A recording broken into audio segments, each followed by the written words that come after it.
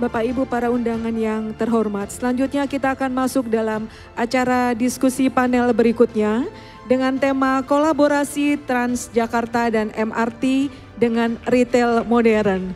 Kita sambut untuk naik ke atas panggung dengan hormat Bapak Randy Primantantio dari Direktur Pelayanan dan Bisnis PT Transjakarta, Bapak Fadli Hasan, Ibu Hedi Jayaria, Ketua HBDI, Wakil Ketua Umum Hipindo sekaligus Direktur Sentral PT Depstore sebagai moderator pada sesi sore hari ini. Sekali lagi Bapak Ibu para undangan, kita berikan tepuk tangan yang meriah bagi kehadiran para pembicara dan juga moderator kita pada sore hari ini. Setiap pembicara mendapatkan waktu 10 menit dan ya pemaparannya 10 menit Ibu, dan nanti disertai dengan tanya jawab dan maksimum 1 jam. Terima kasih, kami persilakan kepada Ibu Hedi. Selamat siang Bapak Ibu sekalian.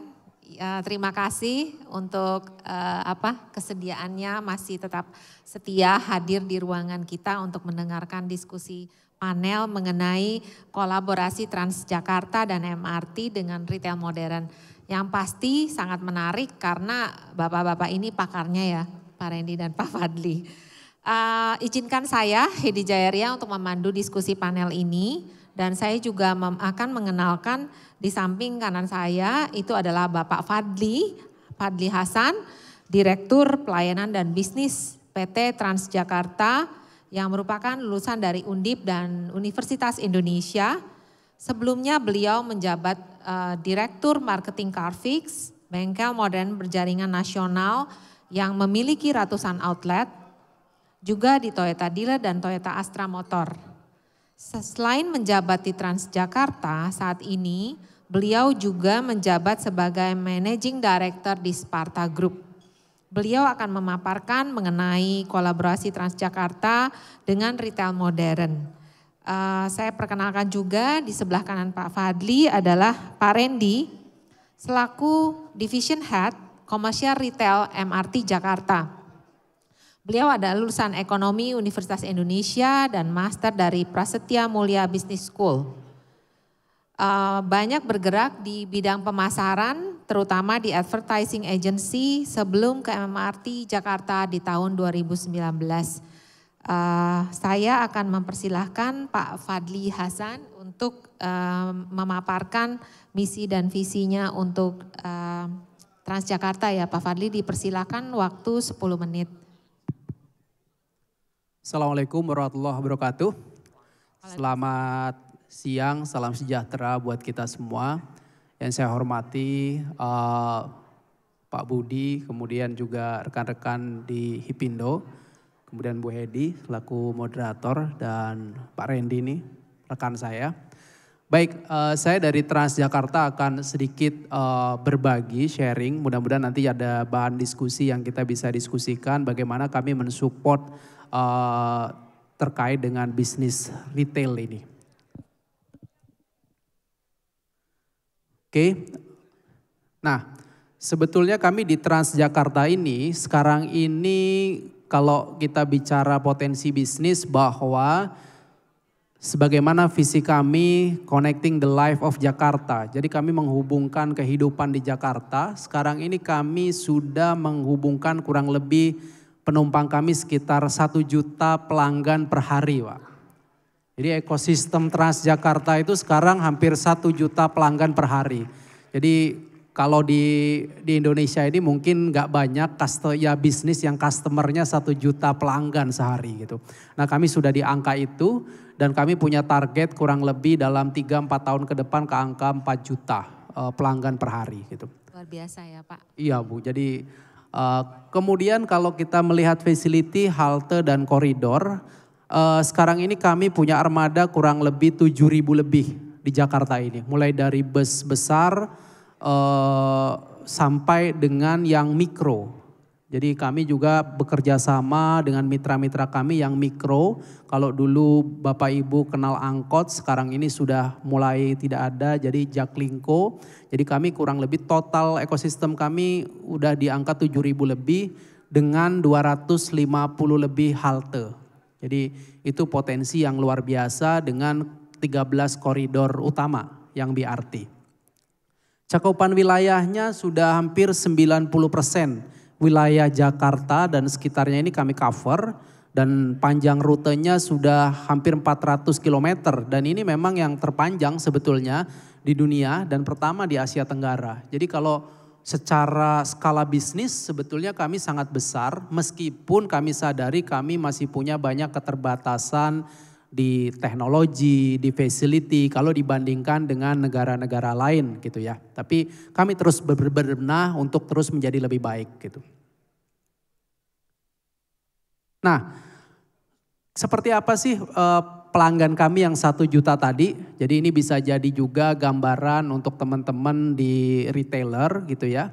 Bahwa kami tuh punya profiling sebetulnya atas 1 juta orang ini misalnya ada yang 73% tuh penumpang kami yang untuk bekerja, ada yang juga memang sekolah dan juga memang untuk keperluan leisure gitu ya. Sampai dengan status pendidikan, lama waktu mereka di dalam kendaraan gitu ya. Kemudian sampai dengan mereka itu apa sendiri bersama keluarga atau kami punya profilingnya. Jadi ini bisa dipakai sebetulnya untuk bapak-bapak sekalian di dalam konteks nanti mengembangkan bisnisnya. Baik yang mungkin korporasi atau UKM. Jadi ini bisa dipakai sebenarnya demografi ini di mana tadi ada 1 juta orang setiap hari bergerak di Jakarta ini. Yang menggunakan platform dari Transjakarta gitu. Nah, sebetulnya ada apa sih potensinya? Kurang lebih gitu ya. Kita punya halte-halte yang memberikan peluang bagus. Nanti kita bisa ceritakan untuk mengembangkan bisnis kurang lebih. Kan? Nah. Ini tadi yang disampaikan, jadi kelihatannya slide-nya agak kepotong tapi nggak apa-apa. Jadi dengan hadirnya retail di halte-halte ini, kerjasama ini akan memberikan akses kurang lebih kepada 1 juta pelanggan tadi. Jadi memanfaatkan pola perjalanan yang terus meningkat dalam sistem transportasi yang efisien dan terintegrasi. Jadi kita selalu bilang bahwa 1 juta orang ini sebetulnya kami ini kan perusahaan yang memberikan layanan publik. Jadi tidak semata-mata kami ini berbisnis Bu. Karena kami adalah bagian dari part of pemerintah masih. Bagaimana kami memberikan pelayanan publik yang terbaik kepada masyarakat Jakarta. Dan di dalam itu tentunya kami juga punya peran sustainability business gitu. Hingga kami center ya. Ya profit center paling tidak sehingga subsidi pemerintah semakin terus terkurangi gitu. Sehingga bisa dipakai untuk keperluan yang lain gitu. Atau untuk mengembangkan hal lain gitu. Nah ini yang terus kami kembangkan gitu. Nah gimana sih potensinya? Kalau kita melihat tentunya kita ngomong jangkauan pasar ya kan. Ya, tadi memberikan kesempatan bagi bisa menjangkau beragam segmen. Tadi kami udah jelaskan segmennya cukup banyak. Dan berbagai lapisan masyarakat. Jadi saya tadi pagi 4:30 juga sudah di halte Blok M begitu. Sudah naik mikrotrans, muter sampai Ragunan, sampai mana. Kemudian setelah itu naik BRT gitu. Sampai dengan terakhir jam 8 di Cawang. Jadi 4:30 pagi kita bisa melihat berbagai segmen masyarakat dari anak sekolah, dari pedagang kecil yang kemudian menggunakan mikrotrans, dari para eksekutif yang menggunakan BRT. Itu segmen yang setiap hari kita temukan dalam profil 1 juta pengguna Transjakarta gitu. Kemudian pelanggan hariannya stabil. Jadi boleh dibilang kita nih kalau angkutan umum gini kan stabil ya Bu ya. Kecuali mungkin kalau Sabtu Minggu begitu. Kalau Sabtu Minggu mungkin mereka karena tidak bekerja. Tapi juga itu juga turunnya tidak banyak sekarang ini. Karena banyak orang yang Sabtu Minggu menggunakan Transjakarta justru untuk leisure. Jadi jalan-jalan sekalian ngajak keluarga begitu ya. Kalau hari biasa untuk bekerja Sabtu Minggu malah ngajak keluarga gitu. Kemudian lokasinya strategis. Karena halte-halte kita ini didesain memang cukup strategis lokasinya. Lalu bagaimana bisa meningkatkan penjualan karena memang potensi pasar yang menarik Dan kita juga berkontribusi kepada pembangunan kota tentunya. Jadi membantu memberikan fasilitas penghubung, tadi Connecting the Life Jakarta itu menjadi visi kita. Jadi bagaimana masyarakat Jakarta ini bisa bahagia menggunakan angkutan umum yang nyaman, aman, dengan harga yang terjangkau. Gitu. Jadi kalau aman, nyaman, mahal, nah itu juga bukan visi kita Bu. Jadi kita nggak boleh tuh ya kan gitu. Karena kita memang perusahaan yang memberikan pelayanan kepada publik gitu. Nah, ini contoh-contoh saja yang tadi sudah dijelaskan bahwa di halte-halte kita ini sekarang juga banyak sekali bisnis-bisnis yang di launching di retail. Dan mungkin bapak-bapak kalau yang belum pernah muter di halte-halte kita nanti akan cukup surprise. Sekarang ini kita punya 17 halte ikonik dan sedang dalam revitalisasi ada 20 lagi. Jadi kurang lebih ada 34 halte dari 250 yang sedang kita revitalisasi. Jadi ini bisa untuk UMKM juga untuk mengembangkan bisnisnya ya Pak ya? Pak. Yes Bu. Menarik sekali, ayo Bapak Ibu. Nah menyimak. ini contoh aja Bu, kita bisa lihat, saya akan nggak banyak karena ini jamnya jam-jam ngantuk ya. Jadi kita telat juga udah cukup panjang gitu ya. Pak Randy udah nungguin dari jam 12 ya kan. Tapi it's okay gitu kan. Jadi ini contoh-contoh halte kita yang bisa dimanfaatkan untuk teman-teman UMKM dan juga retail gitu. Kita lihat misalnya Bundaran HI, ya kan? Ini kalau sekarang ke Bundaran HI yang bangunan di tengah mirip kapal perahu itu halte kita yang baru gitu kan. Dan ini space-nya cukup luas, bahkan ada space untuk UMKM juga gitu. Jadi ini kita bisa gunakan halte ini dan di lantai 2-nya bisa dipakai untuk brand activation bahkan gitu. Jadi ini halte yang cukup ikonik dan Bapak Ibu tahu tidak di Bundaran HI bagaimana premiumnya gitu misalnya gitu ya kan. Ini contoh di Bundaran HI yang ini mungkin sudah sekarang 90% mungkin sudah sold out kalau yang ini gitu. Lalu kita punya di Tosari contohnya. Ini juga kalau kita lihat sekarang halte-halte kita sudah kita revitalisasi supaya bisa bersaing dengan kota-kota di dunia sebetulnya begitu. Jadi kita bikin semenarik mungkin space-nya, ini kita punya space-space yang kita pakai untuk bisa dipakai teman-teman dari retailer maupun UMKM gitu. Ini contoh di Tosari. Tamrin, nah ini juga bentuknya menarik Tamrin. Jadi setiap halte kita memang berbeda-beda tergantung dari lokasi kita, luas tanah, tapi kita coba lakukan yang terbaik secara desain sehingga ini juga menarik untuk teman-teman ketika membuka retailnya atau UMKM atau apapun di dalam halte-halte kita. Bisa dicatat ya Bapak Ibu tempat-tempat yang mau diminati untuk UMKM Bapak Ibu. Boleh Bu, itu juga ada tim saya di sana kalau memang perlu ya kan kita bisa langsung diskusi itu ya kan. Nah Duku Atas juga ini juga salah satu juga halte yang kita revitalisasi yang bisa digunakan. Nah Jatinegara, nah memang halte-halte kita yang pasca revitalisasi kita buat memang ini juga bisa dikomersialisasi kurang lebih begitu konsepnya. Bagian tadi di dalam skema bisnis kami juga pengen sustainability-nya ke depan sebagai perusahaan, tidak hanya perusahaan transportasi, tetapi tadi kami punya visi misi bagaimana connecting the life of Jakarta. Jadi membuat masyarakat Jakarta itu terconnect, bisa belanja juga, mungkin bisa bisa janjian ketemu dengan teman-temannya di situ gitu kan, dengan on time. Jadi kalau saya pagi tadi jam 5:30 tuh ngecek biasanya ini 30 menit harusnya sampai sana nih bener apa enggak gitu ya. Jadi itu kita cek gitu bener enggak. Karena kalau enggak orang juga males kan naik BRT gitu. Biasa Pak Fadli. Nah ini Matraman baru. Jadi tadi Pak Randy juga nanya haltenya udah berapa. Saya sekarang udah hampir 34 Pak yang kita coba revitalisasi ya kan. Jadi sekali-kali, nah ini CSW ini ada bahkan 3 lantai ya. CSW ini 3 lantai dan banyak sekali bisa digunakan untuk brand activation. Beberapa kita bikin acara kuliner, bikin acara UMKM, bikin acara sale di sini. Jadi ini bisa kita gunakan untuk hal-hal yang seperti itu. Di CSW ini punya 3 lantai kita. Nah ini contoh yang lantai 3 ya kan. Jadi desainnya cukup oke dan kita berada di tempat yang pergerakan orangnya itu stabil tadi. Kita punya 1 juta orang setiap hari yang bergerak di halte-halte kita. Dan kalau Bapak Ibu minta data, halte ini berapa orang sehari, halte ini berapa orang sehari, kita punya datanya. Nanti tinggal kita diskusi kalau memang ada kita mau diskusi lebih detail. Saya minat di sini Pak, kira-kira orangnya berapa sih satu hari yang ada di halte ini, segmennya seperti apa. Nah kita bisa siapin data-data itu.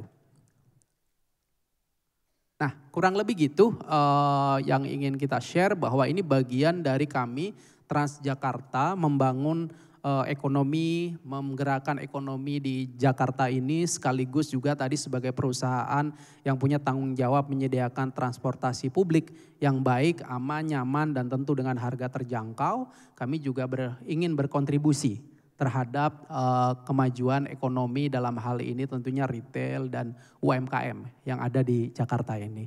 Terima kasih banyak Ibu, saya kembalikan. Terima kasih Pak Fadli. Terima kasih Bapak Ibu. Jadi topik kali ini menarik sekali karena selain melayani publik, Transjakarta juga menjadi satu-satunya yang terbesar sepanjang kilometer berapa Pak? Berapa kilometer sekarang? 380 kilometer melayani publik dan terbesar di Asia Tenggara dan pertama kali juga di dunia ya Pak ya.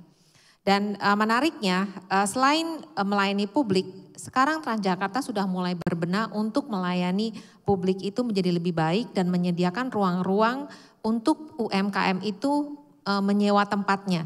Dan kita juga akan melihat pergerakan dari MRT Jakarta. Selain Transjakarta, kita juga memiliki MRT Jakarta yang mulai berbenah, mulai merevitalisasi areanya untuk menyediakan ruang publik menjadi ekonomi yang aktif. Saya persilahkan Pak Randy untuk memaparkan temanya. Oke, saya izin berdiri ya. Boleh Pak. Oke, kayaknya jam-jam rawan nih soalnya. Jadi saya izin Bapak Ibu sekalian, perkenalkan saya Randy dari MRT Jakarta. Terima kasih Bu Hedi, Pak Fadli. Salam kenal, jadi saya mau cerita sedikit tentang MRT Jakarta. Pastinya saya harap yang ada di sini udah pernah naik MRT Jakarta semua ya. Ada yang belum? Udah semua ya?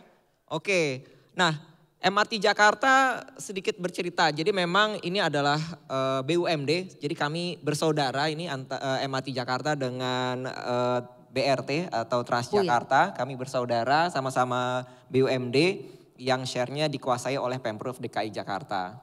Nah sedikit cerita tentang MRT Jakarta sendiri, awal hadirnya ya tentunya adalah dalam rangka untuk menjadi solusi dari kemacetan di Jakarta. Kalau udah bicara tentang macet, pastinya di situ ada polusi, di situ ada ketidakefektifan. Jadi Bapak Ibu di jalan pulang pergi ke kantor bisa sampai 4 jam, 5 jam terbuang waktunya. Jangan khawatir, naik MRT sekarang dari Bundaran HI sampai ke Lebak Bulus hanya 30 menit. Coba kalau diadu naik mobil, bisa 2 jam sendiri kan? Kita keunggulannya di sana. Nah dengan adanya MRT ini kita juga jadinya ekonomi jauh bergerak lebih cepat.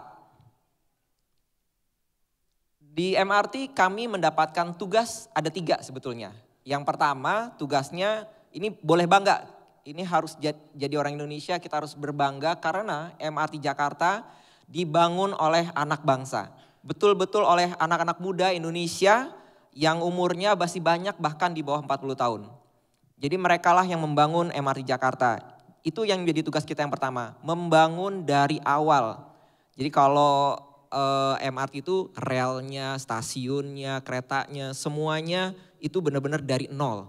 Dari 2019 baru saja diresmikan. Kemudian setelah berhasil mendirikan stasiunnya, mendirikan dan membangun relnya, tugas berikutnya adalah mengoperasikan. Saat ini juga sama, kita dioperasikan oleh anak-anak muda Indonesia, lulusan dari berbagai macam universitas di Indonesia maupun di luar negeri yang semuanya berkebangsaan Indonesia. Nah yang terakhir, ini yang sangat menarik. Karena MRT Jakarta diberikan mandat untuk mengelola kawasan yang kita sebut kawasan Transit Oriented Development. Atau bahasa Indonesia ya kawasan yang berorientasi transit. Artinya kawasan yang memang diciptakan agar orang-orang ketika bergerak dari satu tempat ke tempat lain itu mudah karena tersedia alat transportasi publik yang memadai. Nah, ini network yang saat ini ada dan yang menjadi rencana akan dikembangkan terus oleh MRT Jakarta.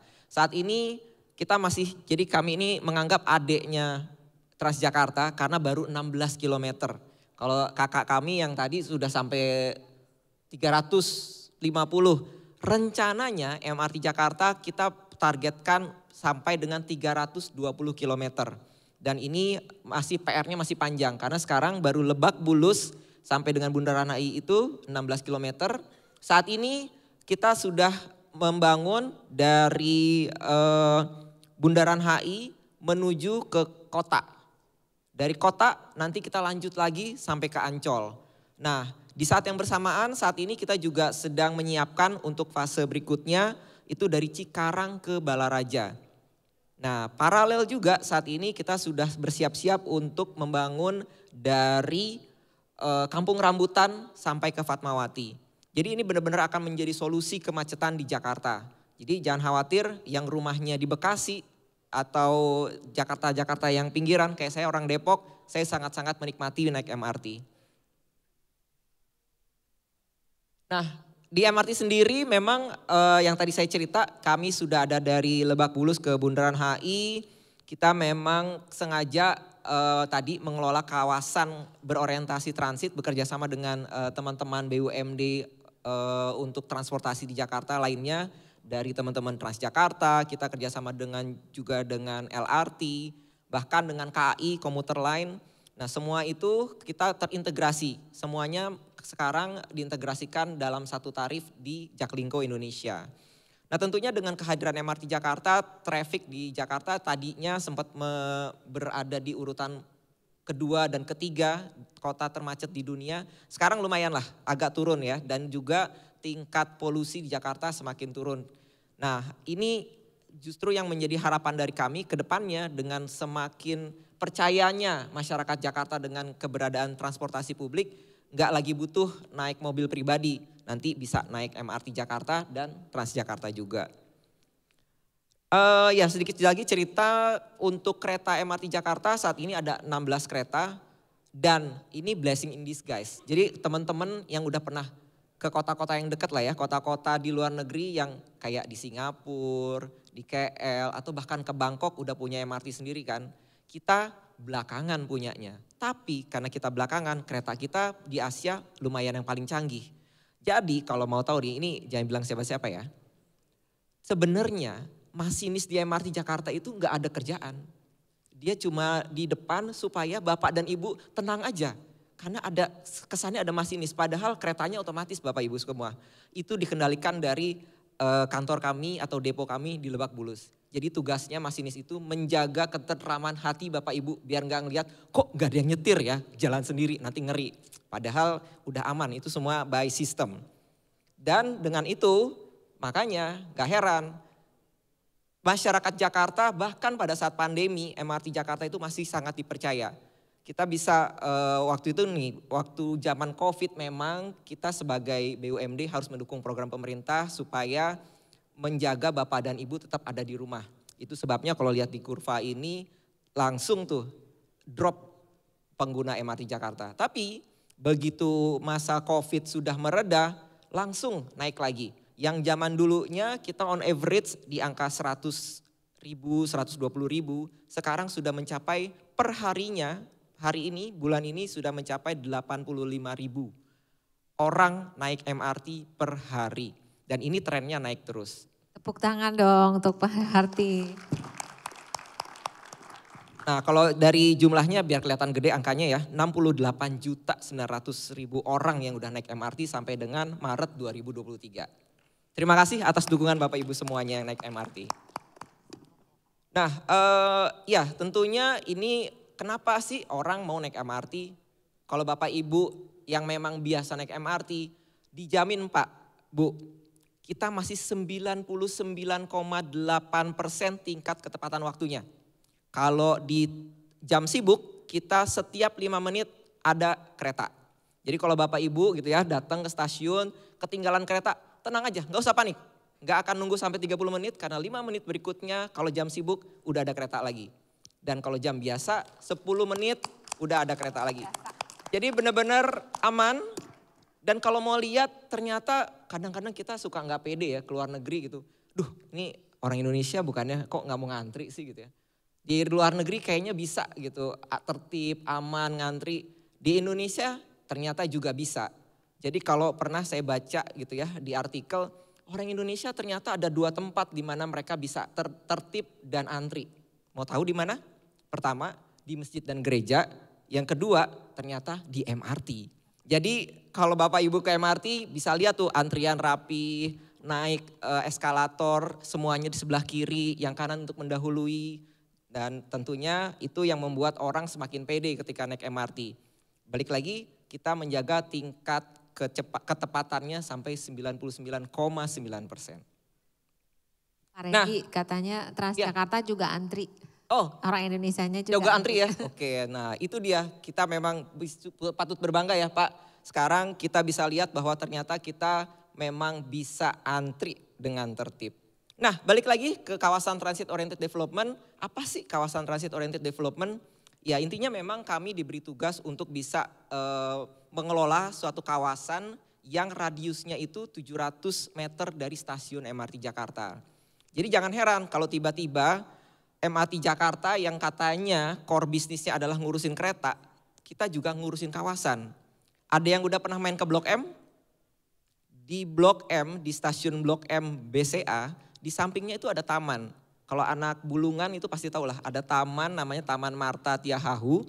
Itu zaman dulunya serem, banyak preman, gelap, ada mainan-mainannya, patung-patung, dinosaurus. Sekarang coba main ke sana.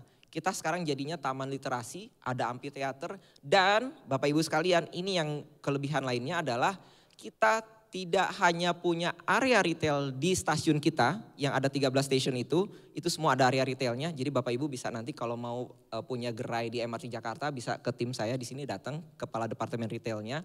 Nah selain di sana, selain di stasiun kita juga area retail kita ada di Taman Marta Tiahahu. Ada di gedung yang kita bangun, kita punya gedung namanya Transport Hub, itu juga ada area retailnya. Dan jangan kaget nantinya akan makin banyak taman-taman yang kita revitalisasi, area-area di sekitar stasiun yang kita bagusin lagi, sehingga nantinya bisa jadi mixed use dan tentunya ada kawasan retail di sana. Jadi tunggu tanggal mainnya ya. Nah ini yang kita mau ciptakan sebetulnya balik lagi MRT itu kalau bicara core bisnis ya kereta.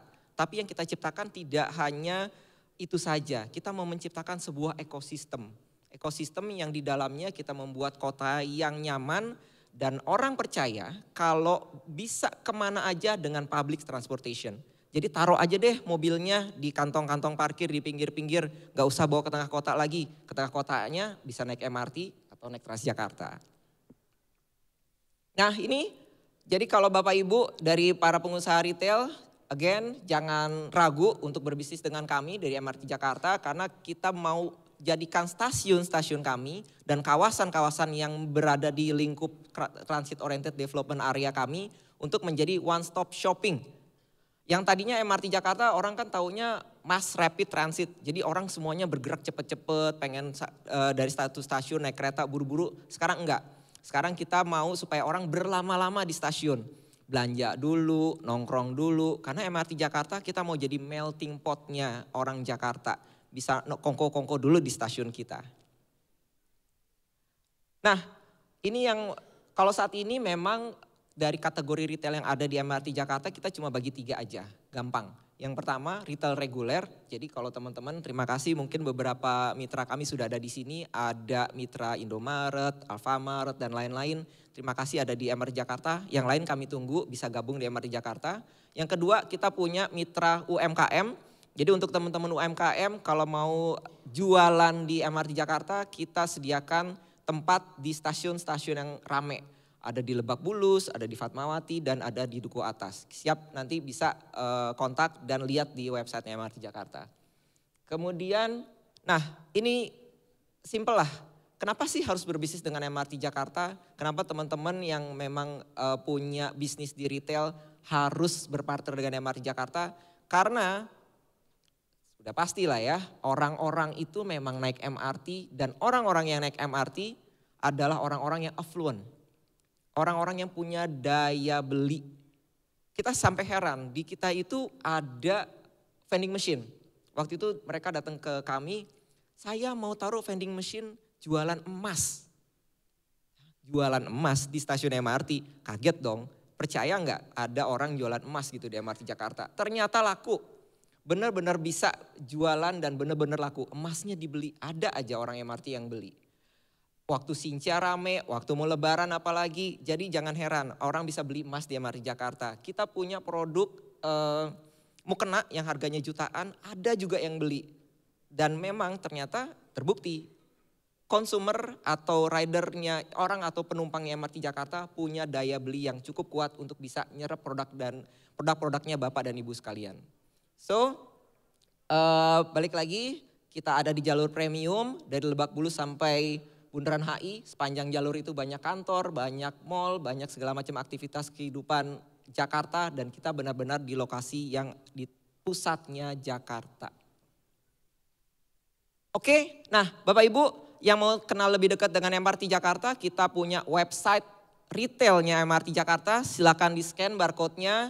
Nanti bisa dilihat di situ ada berapa spot lagi, ada berapa lagi lokasi yang kita punya, berapa square meter yang kita punya. Mau tanya-tanya soal segala macam harganya per meter square, di scan aja nanti bisa langsung kontak di dalam website itu ke tim retail MRT Jakarta. Sekali lagi terima kasih. Wassalamualaikum warahmatullahi wabarakatuh. Terima kasih Pak Randy untuk paparannya sangat jelas dan menarik. Jadi karena menurut saya bisa membayangkan seperti ini. Kalau kita traveling di kereta api, di MRT di Hong Kong, di Singapura, itu pasti kita berhenti toto ada toko minuman, toko makanan, toko bikin kunci pun ada. Toko baju, toko fashion, toko es juga ada. Jadi saya membayangkan Indonesia tuh majunya cepat sekali ya. MRT, Transjakarta, sekarang Transjakarta. Sedangkan saya melihat kalau di luar negeri, di stasiun-stasiun bis, itu nggak ada tuh toko-toko retail kecil untuk UMKM. Tapi di Indonesia kita punya. Jadi sungguh sangat beruntung yang bisa hadir di sini untuk mendengarkan paparan dari Pak Randy dan Pak Ade Hasan mengenai apa yang bisa kita kolaborasi dengan MRT, dengan Transjakarta, dengan para peritel. Tidak hanya peritel besar tapi juga para UMKM dan juga yang menariknya harganya pasti jauh lebih murah dari mall ya Pak ya. Tapi saya sediakan waktu untuk sesi tanya jawab untuk para Bapak Ibu peserta. Jika ada yang ingin menanyakan kepada para Bapak-Bapak hebat ini kami persilahkan. Mungkin bisa menanyakan berapa sewanya atau berapa persen okupansi yang ada di daerah yang tadi dipaparkan. Silakan Bapak Ibu. Oke, ada dua, Bapak satu dan Bapak Ibu panitia minta tolong untuk mic ya. Selamat sore Bapak-bapak sekalian dan Ibu. Sore, Pak. Saya sudah menjadi tenan di LRT City Pak, di mana di Bekasi. Cuma sekarang ini kalau saya lihat kawasan komersialnya itu masih banyak yang kosong Pak. Apartemennya juga banyak yang kosong. Padahal saya itu mengharapkan seperti kayak di Jepang, di negara-negara maju ya Singapura segala itu pasti di stasiun itu kan harusnya paling rame ya. Komersial maupun residensialnya. Nah, tapi kalau saya lihat saya sudah buka di situ supermarket Pak di LRT City Bekasi. Tapi tanahnya kok masih kosong di mallnya, di namanya Green Walk Mall Pak. Nah, tapi saya bertanya-tanya kenapa nggak begitu menarik tenant untuk masuk ke situ. Mungkin satu karena mundurnya terlalu lama juga waktu itu Pak. beroperasinya LRT sehingga tenant-tenant itu saling menunggu untuk buka gitu. Itu yang pertama. Yang kedua, kalau saya lihat itu koordinasinya Pak. Jadi itu kawasan punya APP, ACP kawasannya, yang mengoperasikan mall APP, yang mengoperasikan LRT-nya KAI. Nah, kalau kita misalnya mau promo nih Pak, kita mau kasih program promo supaya penumpang LRT itu bisa mampir ke mall, ke tempat supermarket kita. Itu kita bingung Pak koordinasinya. Jadi kadang kita ke pengelola mall di APP, tapi APP bilang, wah kalau udah di kawasan stasiunnya itu KAI. Tapi nanti kalau di kawasan besarnya itu dengan ACP. Jadi koordinasinya rada membingungkan menurut saya gitu. Itu Pak komen saya, terima kasih. Pak Randy mungkin bisa membantu. Oke, iya terima kasih Pak pertanyaannya. Mungkin itu di LRT ya, LRT Jabodebek ya. Mungkin ya kita berharap mudah-mudahan seperti kemarin kalau tidak salah Pak Jokowi sudah membawa beberapa influencer ya ke stasiunnya LRT dan menunjukkan bagaimana LRT mudah-mudahan akan segera diresmikan Pak dan jadi bisa rame. Nah tapi kalau berkaca pada MRT sendiri kalau saya boleh bercerita, Bapak Ibu tahu Blok M Plaza ya pasti. Nah dulu kalau zaman-zaman dulu itu agak sepi gitu ya, pengunjungnya nggak banyak, tenannya juga nggak terlalu banyak. Tapi coba lihat sekarang Bapak Ibu. Salah satu variabel yang membuat semakin ramainya Blok M Plaza adalah karena dia sudah punya interkoneksi dengan MRT Jakarta. Ada jembatan langsung dari stasiun Blok M BCA masuk ke Blok M Plaza. Jadi benar-benar itu sekarang kalau tidak salah itu angkanya, tenansinya dan lain-lain itu sampai 400%. Dan memang berdasarkan riset di beberapa negara ternyata yang membangun interkoneksi ke MRT station itu bisa menaikkan footfall sampai dengan 400%. Dan itu proven ternyata di Blok M Plaza tersebut. Sekarang yang terbaru kami juga bangun interkoneksi ke Point Square. Coba lihat sekarang Point Square udah ada CGV, sekarang juga udah ada supermarketnya, pelan-pelan mulai rame lagi. Dan interkoneksi ini kami terus membangun Bapak Ibu sekalian. Dari stasiun-stasiun di sepanjang jalur saat ini sudah ada 34-35 proposal interkoneksi dengan gedung sekitar. Dan di tiap interkoneksi itu nantinya akan ada kawasan retailnya. Jadi bayangkan di bawah tanah, kanan kirinya adalah retail, tengahnya buat orang lalu lalang. Gak kepanasan, gak kehujanan, kita semuanya lewat bawah tanah aja. Nah itu yang akan kami siapkan, mudah-mudahan dengan itu mengembangkan kawasannya juga, orang makin rame, mallnya makin rame dan juga memudahkan para commuters yang mau bergerak dari satu titik ke titik lain karena itulah esensi dari transit oriented development. Terima kasih Pak Randy dan mungkin nanti setelah sesi ini Bapak bisa langsung bertanya ke Pak Randy mengenai koordinasi untuk promosi ya Pak ya. Jadi bisa dijelaskan secara detail langsung ke Bapak mengenai pertanyaannya tadi. Pertanyaan kedua jika ada tadi Bapak silahkan.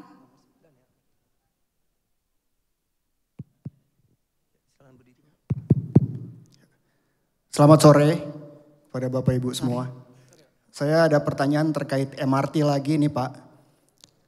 Tadi dijelaskan ya, kalau directionnya ya ke depan kan kita mau mengedukasi masyarakat supaya ke depannya akan lebih banyak pakai public transport Pak ya. Gitu. Nah terkait dengan itu sehingga kira-kira bagaimana nanti impact-nya ke depannya dalam rangka menyukseskan misi tersebut. Apakah nanti kalau udah gitu mungkin kan kalau misalnya orang disuruh pakai MRT selama ini lebih seringnya pakai kendaraan pribadi itu perlu waktu Pak ya untuk transisi. Sehingga ntar apakah nanti kalau memang implementasinya seperti itu kita mau seperti negara-negara maju gitu ya di luar negeri. Apakah nanti akan ada impact juga terhadap jadi tarif parkir akan menjadi sangat mahal secara signifikan ya dibandingkan dengan sekarang. Terus udah gitu fasilitas-fasilitas di tadi ya pocket area ya untuk parkir mobil, kemudian pindah ke MRT itu juga apakah akan dikembangkan sehingga pada akhirnya ya kita betul-betul sadar bahwa alternatifnya yang terbaik memang dengan menggunakan public transport, dengan menggunakan MRT. Ya sebab kalau misalnya kita pakai kendaraan pribadi ya tadi itu mungkin parkir mahal, pajaknya tinggi ya, kemudian hal-hal yang terkait dengan penggunaan kendaraan pribadi akhirnya membuat masyarakat berpikir dan pada akhirnya untuk pindah ke public transport seperti MRT. Terima kasih. Ya, terima kasih pertanyaannya Pak. Jadi betul, itu harapan kita semua sebetulnya. Kita mau udara Jakarta lebih bersih, kita bisa lihat langit biru Jakarta karena polusi semakin berkurang. Kita mau supaya hidup kita lebih sehat. Kita mau supaya kita bisa lebih cepat nyampe kantor dan juga lebih cepat nyampe bisa ke rumah bertemu dengan keluarga. Dan saya yakin gitu ya, saya yakin bahwa orang Jakarta itu logis kok. Orang Jakarta itu logis, pasti ngitung gitu ya. Kalau ngitung dari sisi betapa tidak efisiennya secara waktu, macet-macetan, betapa tidak efisiennya beli BBM yang pasti akan naik harganya ke depan. Gak mungkin kan BBM turun lagi, pastinya akan naik terus. Dan betul Pak, parkir juga demikian, pastinya harga parkir juga akan makin naik. Nah ketika itu terjadi, kami dari public transportation yang ada di Jakarta ini akan sudah siap untuk bisa mengantarkan Bapak Ibu semua ke tempat-tempat yang dituju. Fasilitasnya sudah ada, keselamatannya terjamin, keamanannya di sana juga aman, kemudian kebersihannya, semua fasilitasnya yang first class sudah bisa kami sediakan. Jadi tidak ada alasan lagi untuk Bapak Ibu semua kemudian takut naik public transportation.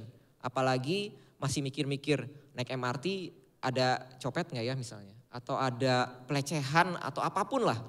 Semuanya terjamin. Kenapa? Semua kamera ada di mana-mana, kamera kita canggih, sampai jerawat saya aja bisa kelihatan dari jauh dengan kamera yang kita punya. Iya Pak. Segitunya gitu ya. Jadi untuk fasilitas bagi difabel pun tersedia, lift kita ada, semuanya lengkap.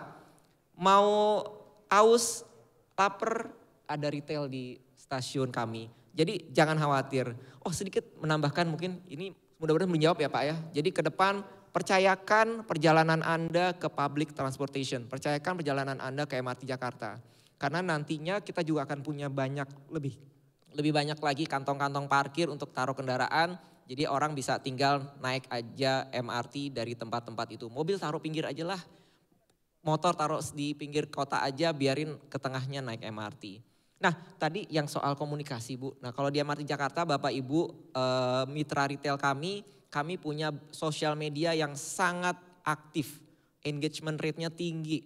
Jadi bikin promo apapun nanti dilihat sama para pengguna MRT maupun non pengguna MRT. Jadi kalau misalnya Bapak buka gerai di MRT Jakarta, promonya bisa ada di app-nya MRT Jakarta. Yang semua orang yang naik MRT pasti buka itu. Itu aja, terima kasih.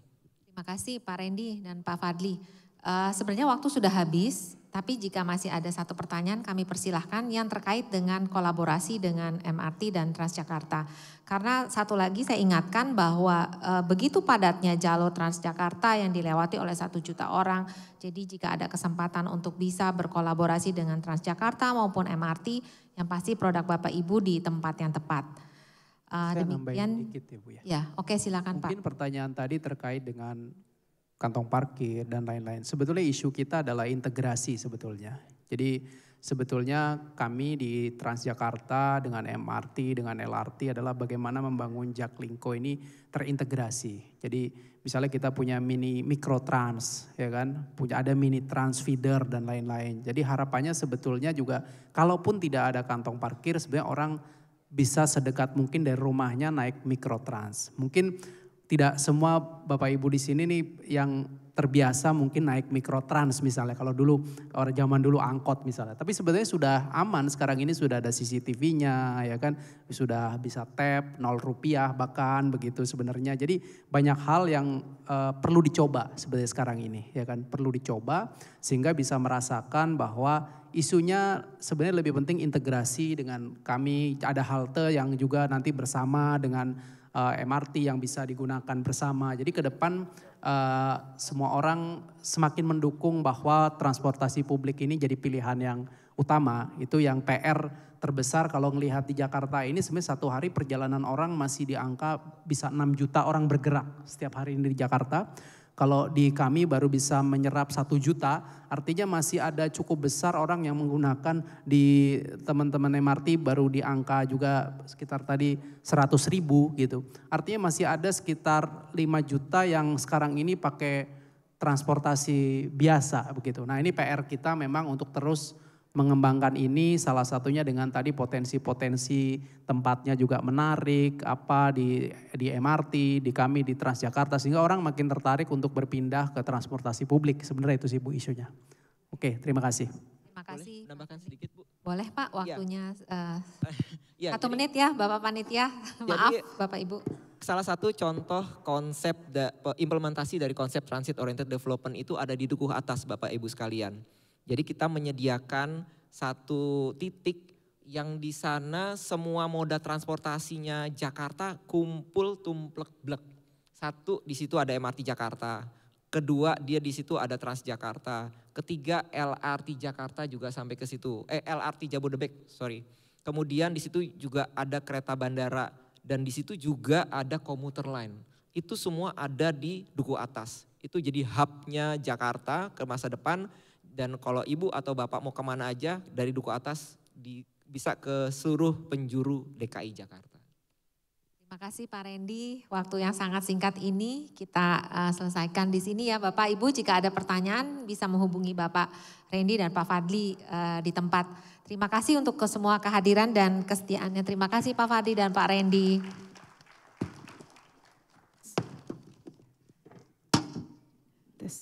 Ya, sekali lagi kita beri tepuk tangan yang meriah. Terima kasih sekali lagi kepada Pak Randy dan juga Pak Fadli bersama dengan Ibu Hedi sebagai moderator. Kami mengundang Bapak Ibu untuk berada di tengah panggung dan kami mengundang Bapak Handaka untuk menyampaikan souvenir kepada moderator dan juga pembicara pada sore hari ini. Kami persilahkan.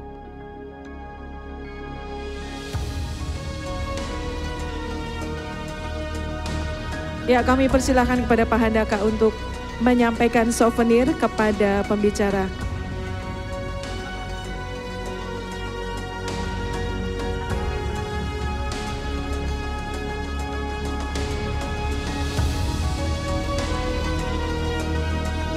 Bapak Ibu, bersama kita telah menyaksikan diskusi panel kolaborasi Transjakarta dan MRT dengan retail modern yang telah disampaikan oleh Bapak Randy Primantantio dari MRT Jakarta dan juga Pak Fadli Hasan selaku Direktur Pelayanan dan Bisnis PT Transjakarta dan telah didampingi oleh Ibu Hedi Jayaria pada sesi diskusi sore ini. Iya Pak.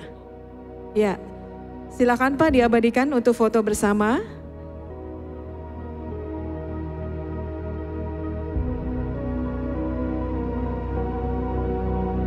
Ya, sekali lagi kita beri aplaus yang meriah bagi para pembicara sore hari ini dan juga moderator kita. Bapak Ibu dipersilakan untuk kembali ke tempat.